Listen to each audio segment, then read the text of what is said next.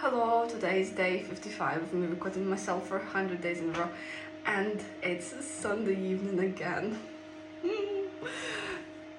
Like, I love my job, right?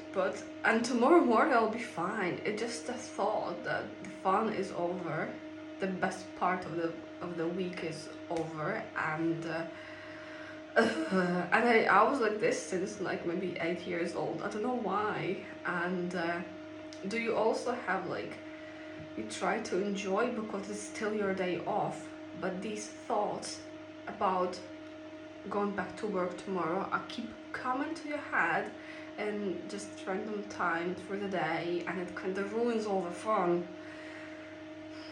Happens to me. But on the other hand, I love Friday evening. It's like the best thing ever for me. It makes me so happy. Like nothing can beat Friday evening.